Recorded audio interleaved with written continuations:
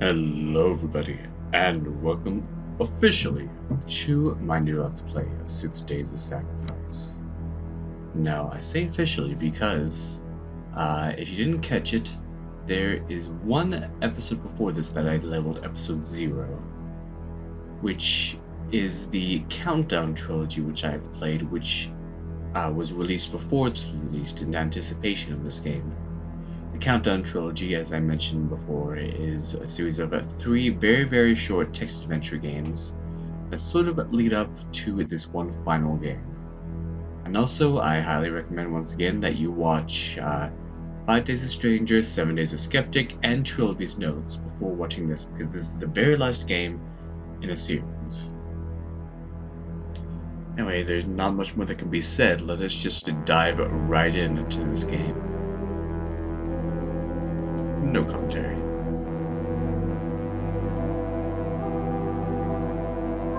Yesterday I saw the body of the bridgekeeper engulfed in flame, and I saw the bridge created by 1/3. Tomorrow I saw the soul of the bridgekeeper reduced to ash, and I saw the bridge created by 2/3. Today the mind of the bridgekeeper shall meet with its destiny, and I shall see the bridge extend between the realms. And the many children of the king shall leap and dance and sing praise in his name, for great is his wisdom and his benevolence.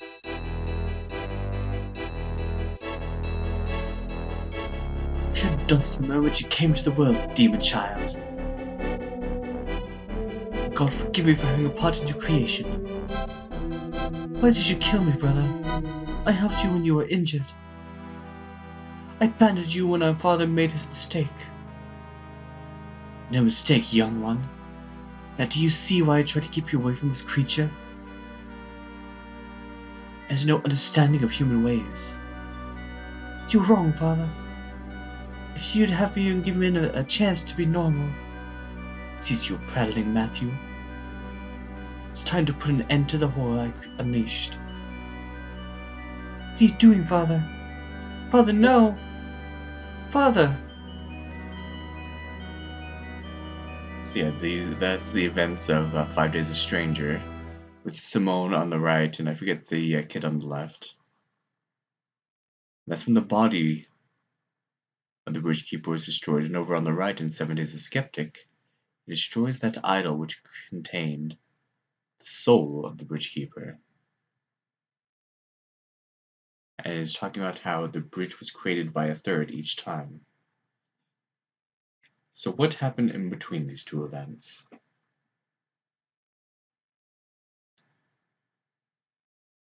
In this right here, we go just kind of dive right in, and we're in an ophthalmology, which no, that's not an eye doctor.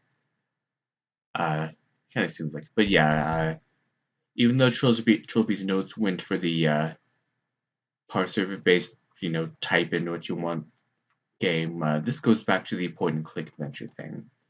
So you right click something and then choose what you want to do with it. Like, look, climate controlled environment, and here really seems to be making it flourish. Who are we and why are we here? Some kind of pamphlet on ophthalmology. That's the religion whose headquarters I am currently standing in. Some weird religion, huh? Let's grab one of those pamphlets. I'll add it to my journal. To reread items in your journal, click the journal button to the top menu, or right-click the journal icon in your inventory. By the way, this main character, even though this is made by a British guy and this whole thing, is filled with British characters, I'm going to make the main character have an American accent, just to be easier on myself. Let's just assume that he's an American. Life becoming a struggle, need a guiding hand, want to be a part of the world's fastest growing family. Ophthalmology is a religion catered for you, taking the best parts of all previous religions to make a great new way of thinking. Join ophthalmology today. That's not how religion works, but oh well. Well, religion often doesn't work, sadly. There's just so much conflict with it. Are you Mr. Garriott? Get out of my way, you fool. Rude. Mr. Garriott, I'm from the city council. What? My name's DaCabe. I phoned you a week ago about running an inspection of your facilities. Oh, yes, I remember. Council has been informed that you may be extending your premises without planning permission. I just need to take a look around and make sure you aren't. Is it completely necessary? It's just a precaution, entirely routine. Could you come back another time? Well, actually, no.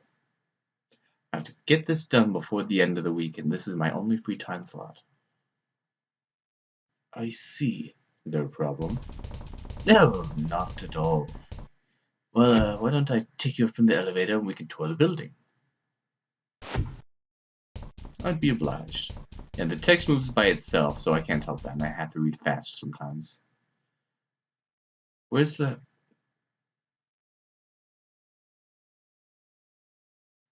That, ladies and gentlemen, has been 6 Days of Sacrifice. We've just been sacrificed. The end. Thank you for watching and have a good day. No, this is only the beginning.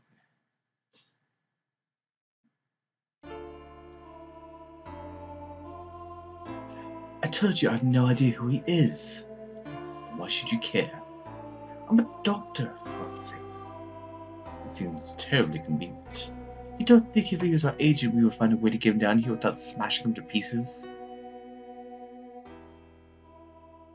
A broken neck is not something I call convenient. Don't think me a fool. He arrives now of all times, and you insist it's a coincidence? What else could it be? He's awake. Can you hear me? Do you know your name? Can you tell me your name? DaCabe. Theodore DaCabe. My name's Samantha Harty. What's happening? What do you remember? Hey. Stop talking to him. Don't want either of you saying another word until my employer gets here. This man is seriously injured. He has to be returned to the service and taken to a properly equipped hospital. I'll not tell you again. No one leaves, no one breathes a word until my employer tells me what is to be done. Damn you. Not a word. Okay. This is new. Our main character is now suffering a broken neck and a few other things from the looks of it. Oh, wow. And we cannot talk with this familiar looking guy here, though how he's here when this is 196 years after the events of 5 Days a Stranger. How that is possible when he doesn't even look any worse for the wear. Interesting. What's going on here? There's just something is banging on the door from the other side. Something is banging on the door. That's uncomfortable. Artist's cupboard for storing medical supplies and records. She's wearing spectacles and lab coat that denotes a scientific choice of career. A good career that is. Tall athletic man physically in his early 30s wearing absurdly old-fashioned clothes.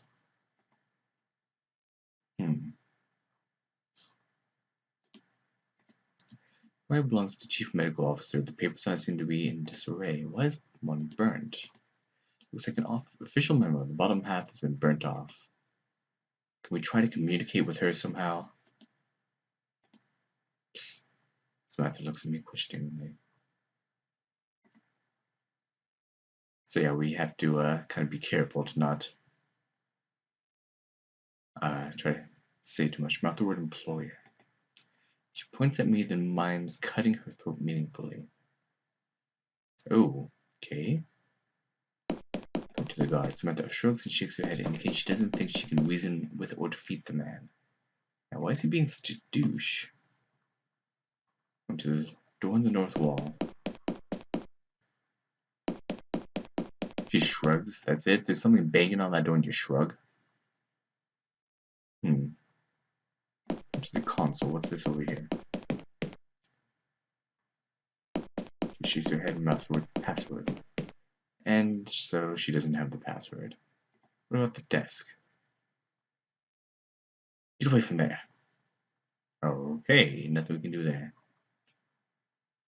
Going to the privacy screen. Samantha shrugs, saying she has no idea how to activate it. Mouth the word password. Samantha shrugs, she has no idea. So this right here, I'm guessing this is the privacy screen that's meant for patients. Can we talk to this guy? Maybe we can talk some sense into this guy. Please, quiet. You can explain yourself to my employee when he arrives.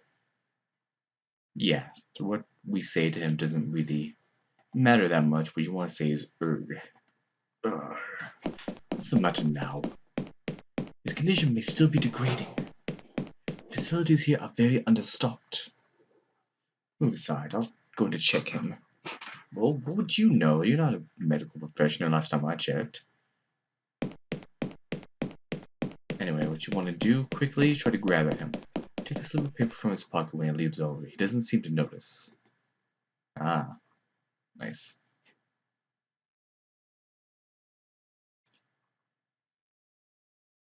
Doesn't see any problems. Yeah, you know, besides the broken neck and several limbs. Anyway, what did we get? Just a slip of paper with a meaningless sequence of numbers on it. Perhaps the password.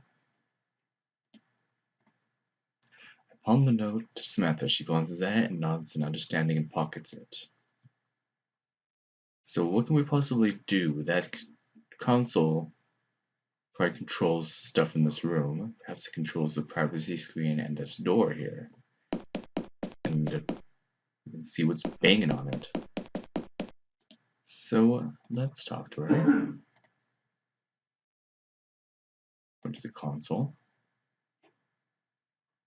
Go to the privacy screen and that the door on the north wall. So yeah, okay, so she just said what I was saying, that controls those two things. So let's start with the privacy screen. Don't help you. I can't see you, but there's only one way out of here. Let's point to the door on the north wall. Oh my gosh! You. I remember you.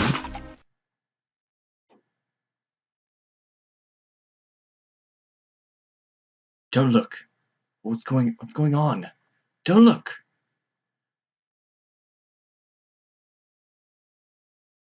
Looks like we're loose again. Can you walk? Just about. It hurts a lot. How much do you remember? Look, I'm just a council inspector. I was sent here to run an inspection on the building. Some lunatic upstairs pushed me down the elevator shaft, and then I wake up here. Could you please explain to me what is going on? You fell to the very bottom of the shaft. You are now within an underground laboratory complex. What do the ophthalmologists need it for? Ophthalmology is a front. A money-making, crowd-pleasing facade to disguise the true organization. Which is a cult. It calls themselves the Order of Blessed Agonies. A bunch of masochistic freaks who worship some mad death god. Okay, so why do they have a laboratory complex? Do you mind if I ask, why were you sent to inspect the building? The police told us they received a tip that the cultists were building something. Since they didn't have planning permission, I had to see if there was any truth to it. It seems there was. This complex isn't documented in any of our records of the site. I think you'd better talk to Janine. I have a feeling you're the person she's been waiting for. Who? The other prisoner. She and I were being held captive down here by one of the cultists. Do you mean the man who was guarding us? Where did he go, anyway? The man in the hat was just a mercenary, I think hired to guard the place. Our captor is still around somewhere. Janine and I all just escaped from our cell this morning. We were looking for a way out when you arrived. I dragged you in here and the guard found me. We've got to call the police. No one can until we get to the surface. Something's blocking our communications. But with the three of us against one man, we should be able to negotiate our way out. Janine's supposed to be finding us some weapons. Find her. I apologize for placing a burden on you in your current state, but I have urgent matters to see to. Dr. Hardy, what happened to the guard? What was behind the door? Why didn't you let me see? Find Janine. This cultist is a hostage and I will have time to answer all your questions.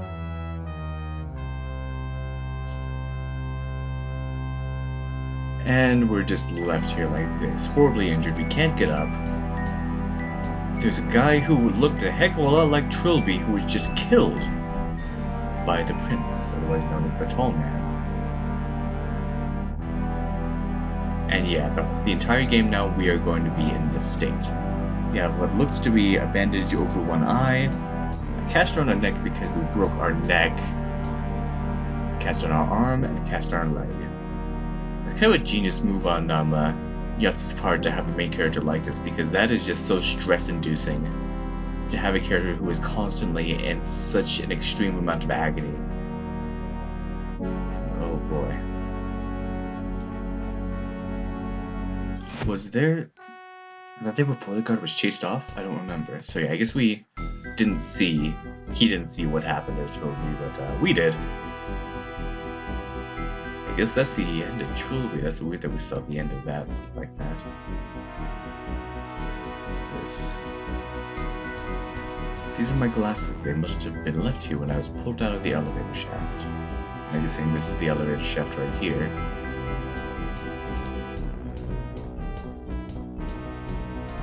The lenses are smashed and the other is curved out of shape. I'll take the intact one and discard the rest.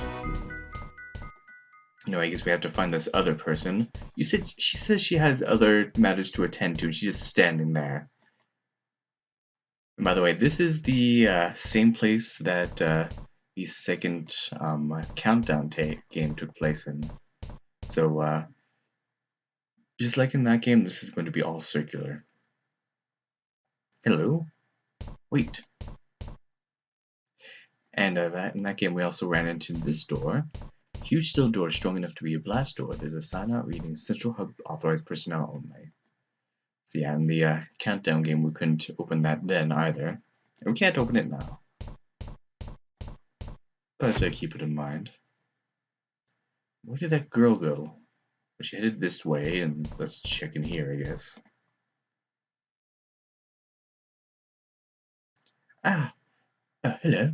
Sorry, I thought you were... Who are you? My name's DaCabe. Are you Janine? You're not one of the cultists. No. One of them apparently dropped me down an elevator shaft. Dr. Hardy told me to find you. So you met Sam already. We were being held captive here, her and me, for the last week or so. We were only able to get out of the cell this morning. She mentioned that. She said you would have found some weapons. Oh, sure. Here. You came from the outside. Are they sending someone to help us? I wouldn't know. They must have gotten my message. We have to take these guns to Dr. Hardy. Maybe then we can get out of here. I'll wait here. Why? Please, just... don't make me go out there. I couldn't face seeing him again. Who? The cultist? No. Anyway, you'd better get going. Okay. Yeah, so, oh, sorry I couldn't be of more help. So, yeah, DaCabe, is still unaware of, the tall man. All we know is that there was something banging on the door, and he believes it chased our, quote-unquote, Trilby off. Anyway, we have the guns, and we need to give them to Samantha, but will it be enough to get that hostage, and can we get out of here? You're gonna have to find out next time on Let's Play 6 Days of Sacrifice. Thank you for watching, and have a good day.